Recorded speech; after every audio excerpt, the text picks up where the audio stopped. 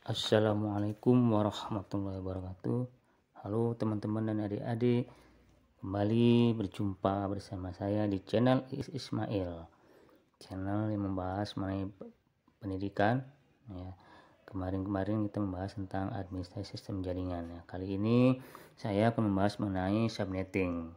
Pembahasan yang pertama yaitu tentang belajar subnetting bagi pemula. Di bagian pertama tentang pengertian, tujuan, dan fungsi. Oke, apa itu subnetting?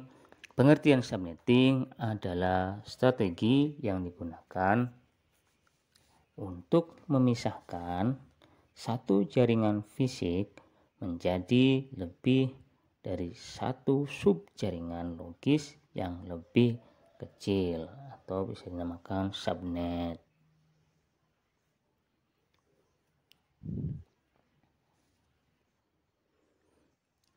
Nah, teknik ini bisa memecah network yang terlalu besar dan ribet menjadi network kecil-kecil dengan nama baru yang lebih mudah diatur.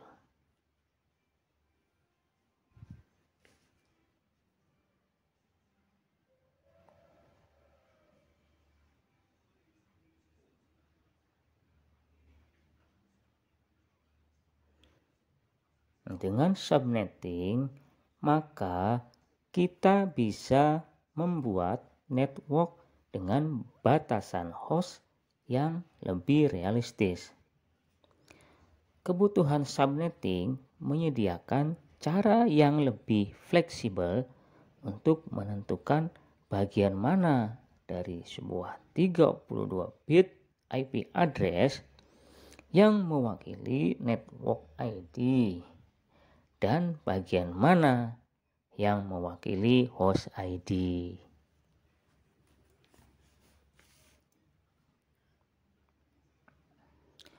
Nah, fungsi subnetting ada beberapa. Yang pertama, mengefisienkan alamat IP.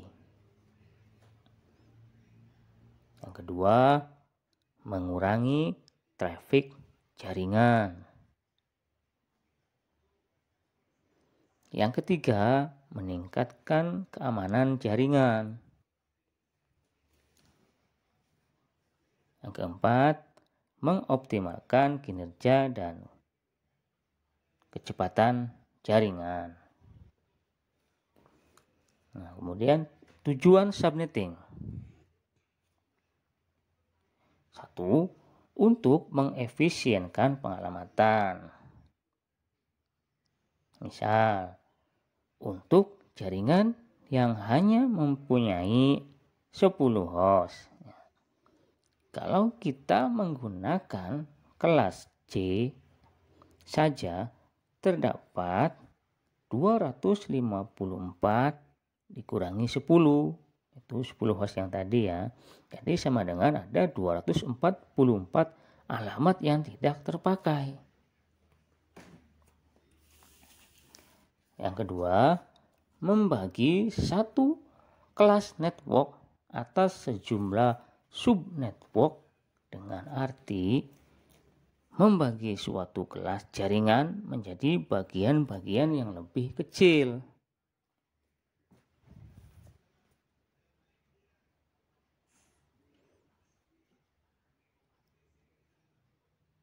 Ketiga, menempatkan suatu host. Apakah berada dalam satu jaringan atau tidak?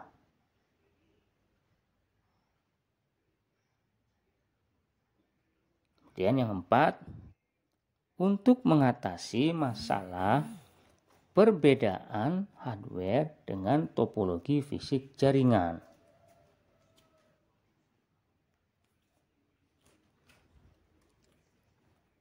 Yang kelima, untuk mengefisienkan alokasi IP address dalam sebuah jaringan supaya bisa memaksimalkan penggunaan IP address.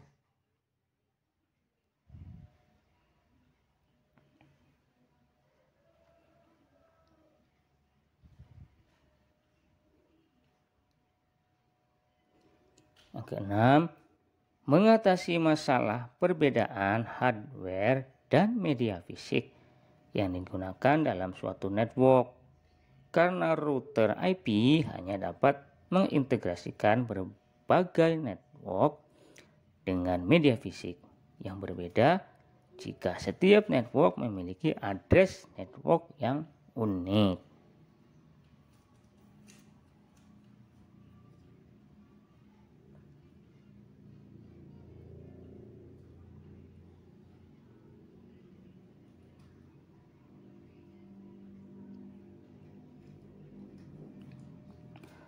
Kemudian yang ketujuh yaitu meningkatkan security dan mengurangi terjadinya kongesti akibat terlalu banyaknya host dalam suatu network.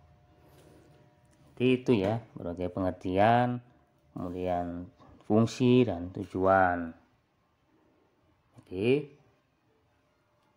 itu ya teman-teman dan adik-adik pembahasan kita